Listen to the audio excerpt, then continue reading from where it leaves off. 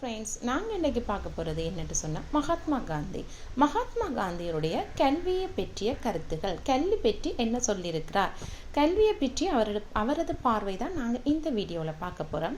Right, முதலாவதாக நாங்கள் பார்க்க போகிறது காந்தி சொல்கிறார், கல்வி புகட்டப்படும் ஊடகம் தாய்மொழியாக இருக்க வேண்டும். அதாவது கட்டாயம் ஆரம்ப கல்வி பிள்ளைகளுக்கு தாய்மொழியில் தான் கற்பிக்கப்பட வேண்டும். அந்த ஊடகம் தாய்மொழியாக இருக்க வேண்டும் என்பது அவரது கருத்தாக இருக்கிறது.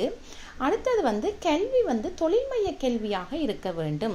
வார்தா கல்வி முறை நைதலீதம் பற்றியெல்லாம் மகாத்மா காந்தி சொல்லியிருக்கிறார். கல்வி தொழில்மைய கல்வியாக இருக்க வேண்டும். வெறுமன எழுத்தை மாத்திரம் கொண்டு அறிவை பெறுவது கல்வி அல்ல. அதன் கற்ற கல்வி மூலம் நாங்கள் தொழிலை பெற்றுக்கொள்ளக்கூடியதான கல்வி முறைகள் உருவாக்கப்பட வேண்டும் என்பதும் இவரது கருத்தாக இருக்கிறது.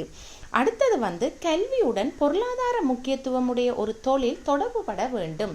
கல்வியோட நாங்கள் படிக்கும்போது அதன் மூலம் பொருளாதாரத்தை ஈட்டக்கூடிய ஒரு தொழில் முறை எங்களோட கல்வி திட்டங்களோட தொடர்புபட்டிருக்க வேண்டும் என்ற கருத்தையும் மகாத்மா காந்தி முன்வைத்திருக்கிறார்.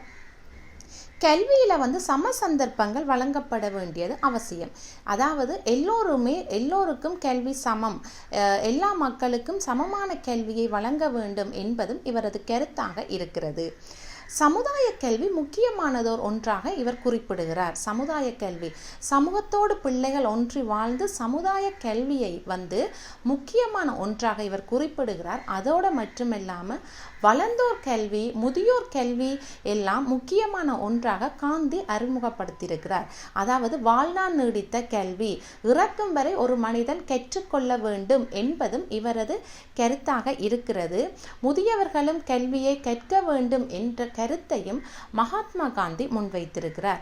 கல்வி பற்றிய முக்கியமான கருத்துக்களில் இவ்வளவு விடயங்களும் மிகவும் முக்கியமான கருத்துகளாக இருக்கிறது. இவ்வளவுதான் நாங்கள் மகாத்மா காந்தியினுடைய கல்வி பற்றிய கருத்துக்களாக இந்த வீடியோவில் பார்த்துருக்கிறோம். இனி வர்ற வீடியோக்களில் வேறு கருத்துக்களை நாங்கள் பார்க்கலாம். நன்றி.